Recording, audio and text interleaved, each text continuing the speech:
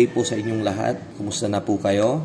Welcome na naman po sa another episode ng ating vlog na kung saan ang topic po natin for today ay tungkol sa kung ano daw ba yung magandang gawin sa kita kapag nag-umpisa na sigurong mangitlog yung ating mga alagang manok.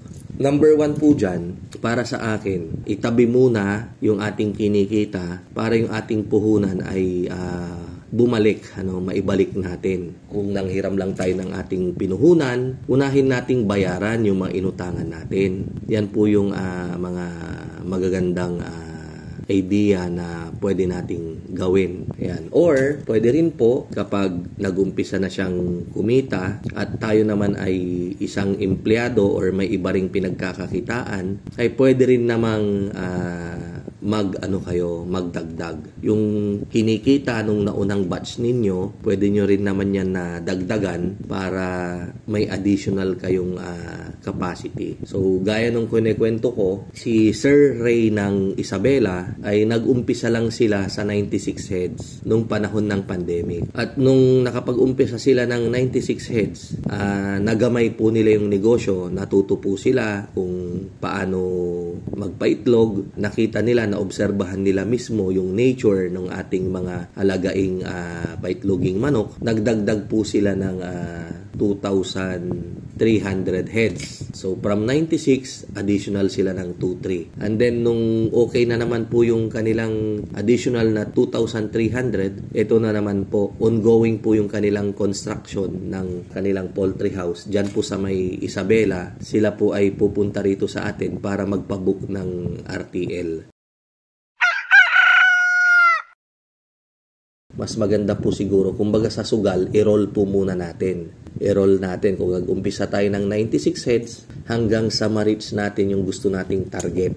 Halimbawa po, pag nakapag 1,000 heads na po tayo, maganda-ganda na rin po yung kita niyan. Depende pa po sa presyo ng itlog. Kapag tumaas yung presyo ng itlog, syempre tataas din po yung ating kita. Parang siguro para na rin tayong OFW nun, shout out po sa lahat ng mga kababayan natin na OFW. Yan, mabuhay po kayong lahat. Samantalain ko na rin to, yung pagkakataon. Tungkol po ito sa mga scammer. Iwas scammer po tayo, Number 1 po, kapag kayo po ingat po kayo sa mga mini-message ninyo. Lalong-lalo na yung mga, sila mismo yung nagme-message sa inyo, yung aalokin kayo ng ganitong RTL, mas mababang presyo, or kung ano-ano yung mga sasabihin nilang para lang bumili kayo, maingganyo kayo. Kadalasan po kasi ganyan yung aalokin po kayo. Mas maganda po yung mga ginagawa po ninyo sa atin na kayo po mismo yung nagme-message sa akin para mag-inquire, para bumili ng cages at RTL or magpagawa ng housing. So, mag-ingat po kayo dun sa yung mga nagme-message dyan dahil kadalasan dyan po nanggagaling yung mga scammer. Dahil ang sistema ng mga yan, pag nakita yung comment ninyo sa FB, i-message po nila kayo para alukin. Sa atin po, tandaan nyo rin po sa atin, ang account lang po natin ay yung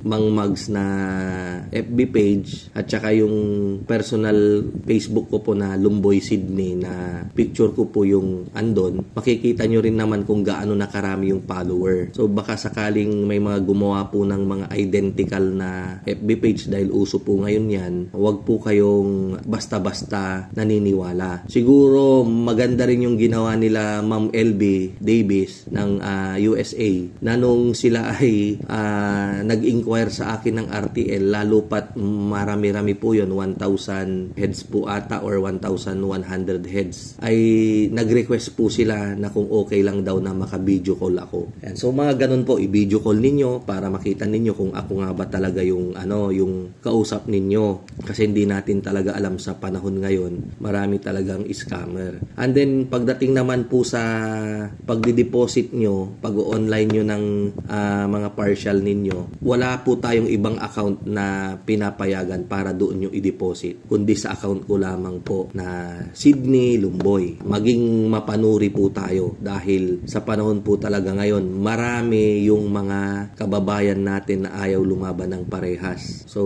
mag-ingat po tayong mabuti dahil alam ko po na every centavo ay ating pinaghihirapan. Hindi po biro-biro. Ingatan nyo po yung inyong pera, mag-ipon po kayo ng mag-ipon at i-invest nyo po para yung kinikita ninyo ay kumita rin. Basta ingat lang din po kayo sa mga taong pagkakatiwalaan ninyo. Ibang tao man po ito o pamilya ninyo ay andyan pa rin po, i-monitor nyo po para maging maayos yung inyong negosyo na papasukin.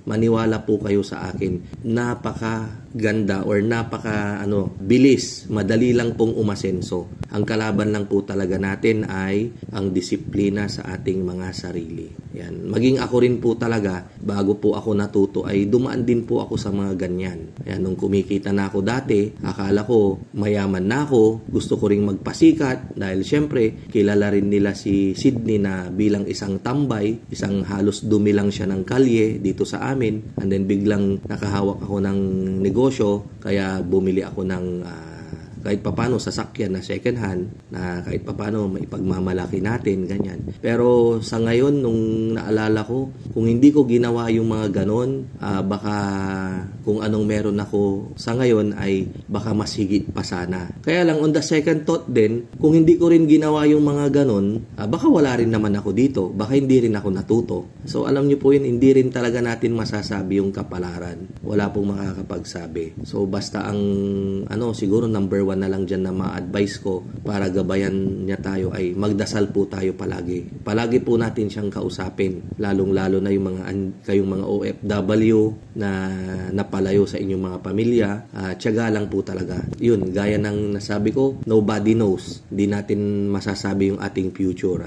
Dinream kong maging negosyante noon. So, nag-start akong maging negosyante. So, naging negosyante tayo. Yung mga nakikita ko naman, yung mga congressman, yung mga mayor, pinangarap ko ring ganon. Proud din po ako dahil syempre andito na tayo ngayon sa pagiging barangay captain. Papakita rin natin na kahit papano may mababago tayo sa sistema. Sa unang araw ko pa lang ng pagkakaupo ay talagang inumpisan ko na yung mga pagbabago. Palinis na ako ng drainage, pinarepaint ko na yung barangay hall natin. May ni-repair na po akong kalsada dito sa amin at kung ano-ano pa. Ayan, yung sa kalsada, sarili ko pong pera yung ginamit natin. Ito naman pong mga naitutulong ko ay nanggagaling din naman po sa inyong lahat, sa inyo po na mga subscriber ko na bumibili sa akin ng mga cages, mga RTL. So, utang na loob ko po yan sa inyo.